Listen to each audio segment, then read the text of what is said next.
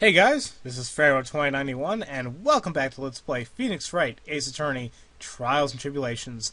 Last time we left off, we started the trial once again.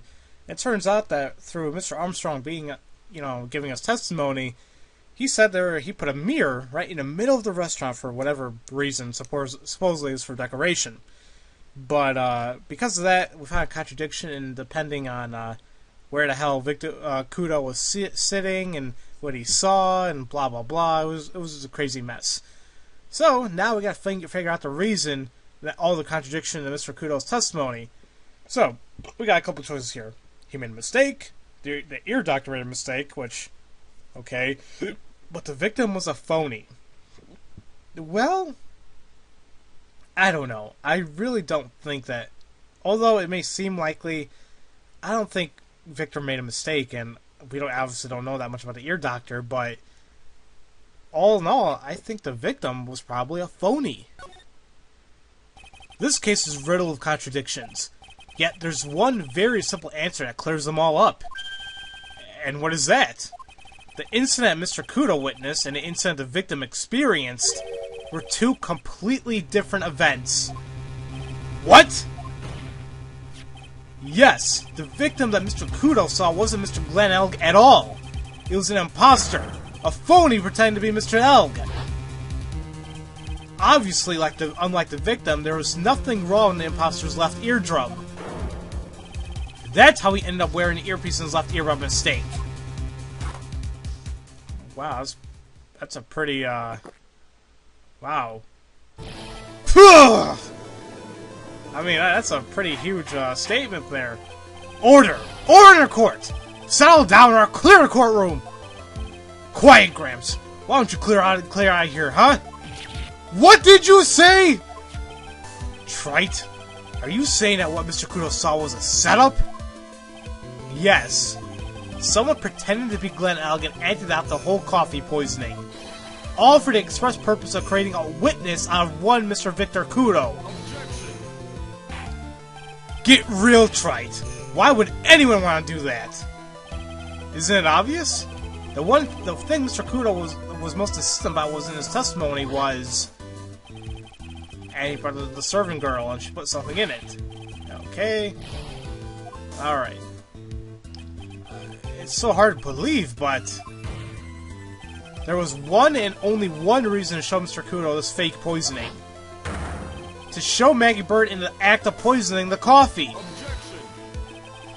Are you insinuating that the waitress in the old man's story was a fake as well?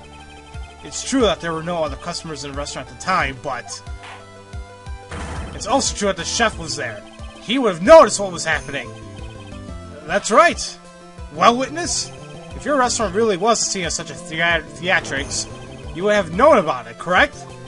Ooh la la. This is most difficult for me. No, it's quite simple, actually. All you have to do is testify. You're under oath, after all.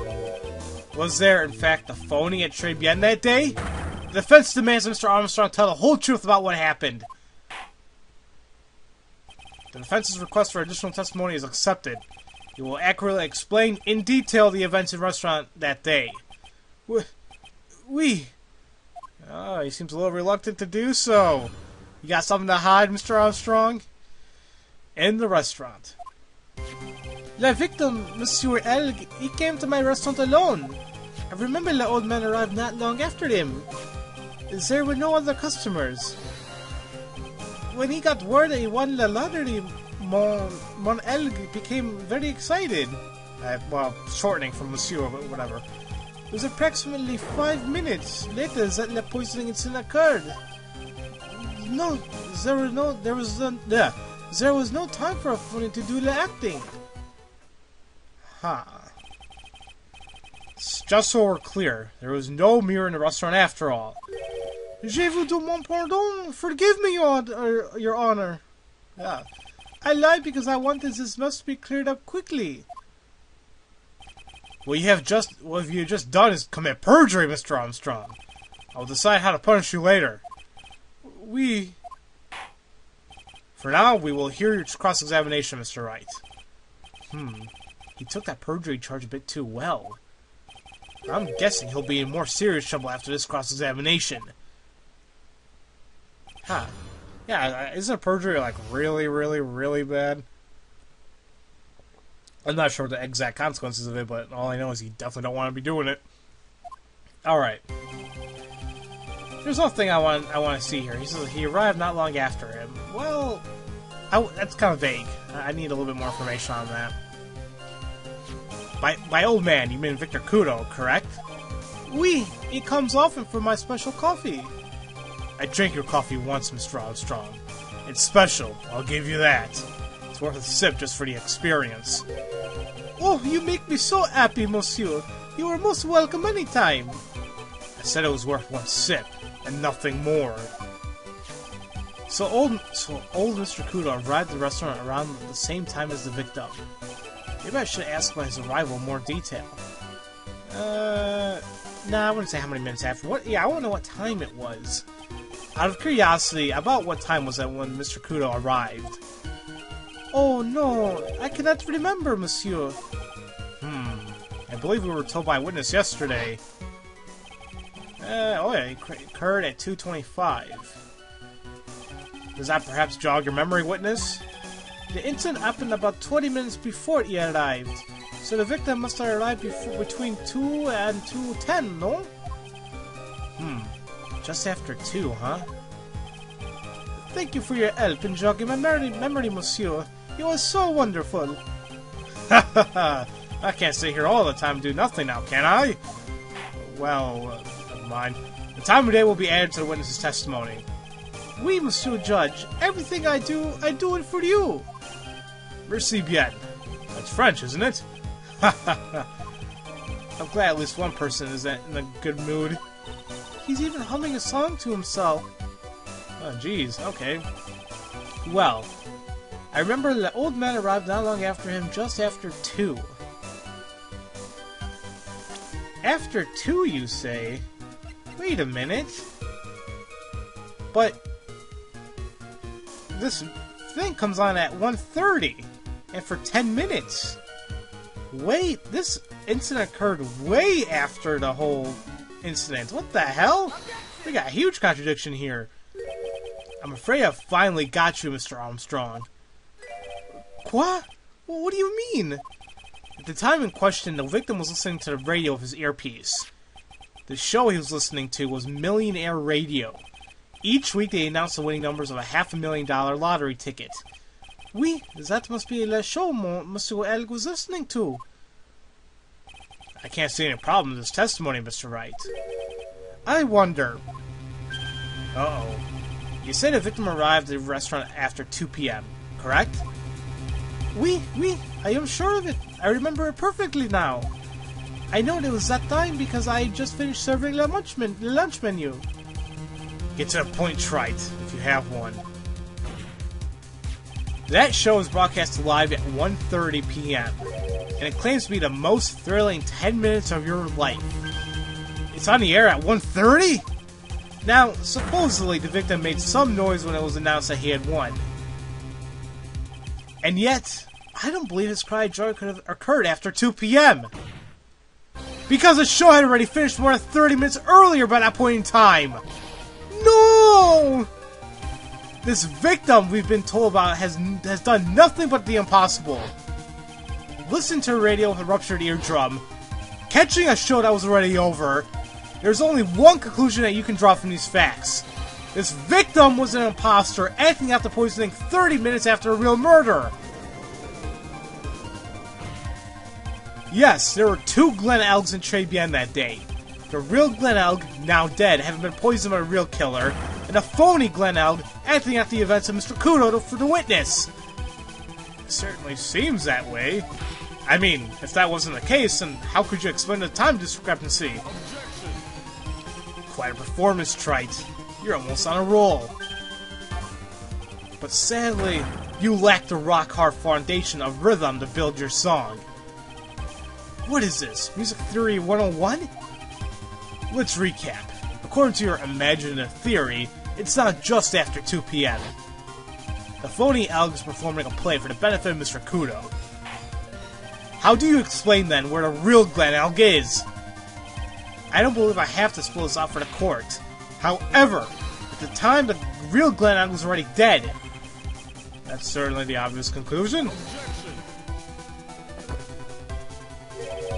Thank you, Trite. That's exactly what I was hoping you would say. What? Now, I presume you can prove this theory of yours. Can you explain where the missing corpse went to? The missing corpse? According to the old man's testimony, there was only one other customer there. If that customer was a phony Glenn Elg, then where did the killer hide the body of the real victim? Nice! Ah, God, he got us there. The prosecution has a valid point, Mr. Wright. If your theory is to stand up to examination by the court, you must provide with us the proof by answering the prosecutor's question. Where did the killer hide the body? Yes, Your Honor. No conjecture, Trite. Let's hear some facts for once. Show the court a piece of evidence that proves where the body was hidden. Evidence? What's with the intense pressure in here all of a sudden? I thought I had him with a contradiction. But he's turned it all around backed me into a corner instead. Well, Mr. Wright, the court will now hear the defense's theory and evidence. First, where was the body of the real Glenn Elg concealed? Well, I wouldn't say it would be outside. It really didn't have anything to show it was. Well, I guess it could be inside. And I've got the hiccups. It would have been too dangerous to take the body outside. Obviously, the body must have been hidden somewhere inside Tribulations. Interesting. But where could a body have been hidden inside a restaurant? Perhaps you would care to show the court on these plans, Mr. Wright? Yes, Your Honor. The exact location where the body was concealed inside Tribulations is... well... where could it be? There's no way, I mean, we got the entrance here, then all these... there's no way. I mean, the only logical thing could be... the kitchen, I guess. The body was hidden here. I see. Nice supposition, whatever. The real question is, can you back it up? Where's the evidence that proves the body was hidden in that location? Well, now it makes a little bit more sense. We found this bottle inside the kitchen, which is the victim's ear medicine. That seems logical enough, doesn't it? Mr. Armstrong, do you recognize this bottle? Oops, and there goes my... there we go. No! I've never seen that ugly bottle before in my life. I only use the very best bottles, monsieur. The highest quality only for me. Where was that bottle found, Mr. Wright? Interestingly enough, Your Honor, it was found in the kitchen of Tribulations. Eh? Quoi? But I only use these bottles for my aromatherapy oils. But this bottle doesn't contain aromatherapy oil, Mr. Armstrong. No, it contains a medication. What kind of medication? I'm sure everyone remembers, don't they? That Mr. Elg visited a ear clinic that was given medication that day? You can't be serious. The defense had the contents of the bottle analyzed, and I have the lab results here. The contents of the bottle match the prescription that was given to Mr. Elg. Puh! Then Elg's murderer hid the body in the restaurant kitchen, at which time this bottle fell out of the victim's pocket. Mr. Armstrong, when the incident occurred, didn't you say you were in the kitchen? Mon Dieu! Yes, you know what I'm about to say. It was you who hid the victim's body. You did a fine job pretending to defend my client, Maggie Bird. However, you were setting her up to take the fall behind the poor girl's back. No! Oh boy. Order! This is an order. What the hell was I gonna say? Whatever. This is an extraordinary development. Witness, did you murder Mr. Glenn Elg? Never! I could never do such an horrible thing. No! What's going on, Mr. Godot there? Look, how's he saying no while he's drinking? Mr. Godot? The bitterness. Every time I get lied to, I always down a mug of coffee. That's one of my rules. Okay, that's like rule number 50 out of everything. Do you have the slightest idea how many cups you've had by now? That I like to do the same to the person who lied to me. I like to take them down with an empty cup. Listen up, chef. How about a brand new flavor in your ear? My H-deficit friend. What? Maybe I just don't understand that one. Chief de mon pardon. Please, you must hear me out. It is a trap. Listen to me. Por favor. What? Isn't that Spanish? Yo habla español, Mr. Armstrong, and por favor is Spanish. Yeah, I can't speak Spanish for the hell of it. I'm only going to ask you once. Did you do it? No! Absolutely no! Let's hear it. You've got one shot. Right, Gramps? Witness? The court will permit you the chance to make one final statement. If you lie under oath again, Mr. Godot's coffee mug awaits you. As does my gavel. Oui, it is clear. What do they always say in the movies? I've got a bad feeling about this. Very well. Begin your final testimony, Mr. Armstrong. Well, we'll hear this testimony next time, guys. So, as usual, thank you all for watching, and I'll see you guys next time for Let's Play Phoenix Wright, Ace Attorney, Trials and Tribulations. I'll see you guys later.